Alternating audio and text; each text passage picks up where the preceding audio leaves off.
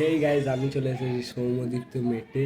আর আমি আজকে নিয়ে কথাবার্তা বলবো কিছু বারোয়ারি মেয়েদেরকে নিয়ে। সো ভিডিওটা আগে দেখার জন্য প্রস্তুত হয়ে যাও আর চ্যানেলটাকে সাবস্ক্রাইব করে ঘন্টাটাই জোরে থাপড়ে দাও। আমি কথা বলবো আমাদের সেই আবালচোদা ঢঙ্গিবাজ একজন নারীকে নিয়ে।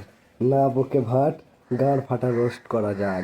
তো হেই গাইস, দেখেছো অবশেষে আমাদের বাড়ির পাশে টিয়া পাখি চলে এসেছে। ও ভগবান, ওটা টিয়া পাখি নয় বে, ওটা ময়ূর। পেছনে পেখমটা দেখতে পাচ্ছিস না নাকি বে তুই?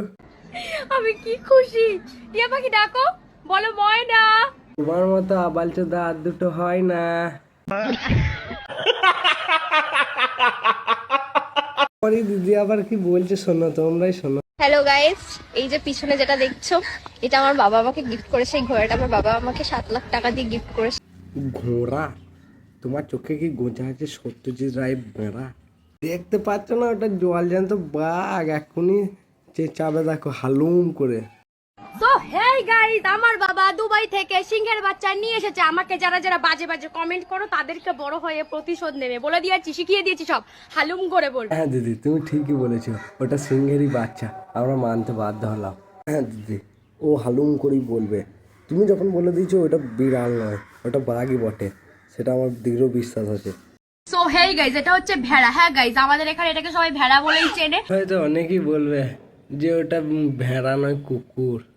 আমি বলি ওটা না কুকুর না ভেড়া, ওটা হচ্ছে দিদির বড় পাড়ার ল্যাওড়া।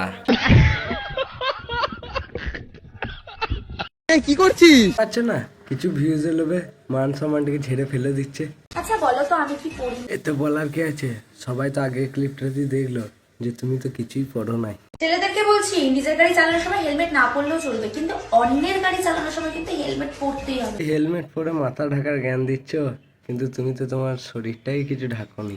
ফুটেছে লাড্ডু, হাতে আছে গজা, বান্টু মুখে নিয়ে চুষবে তত মজা। গান ভর্তি গোলাপ, তাতে একটা গাঁদা ফুল আর ঘাস কাটা মেশিন দিয়ে কাটি বলে চুপ বড় বাড়ি বানাও, রং চটে যাবে। আর আমি রোস্ট করলে গাঁড় পুরো পেটে যাবে।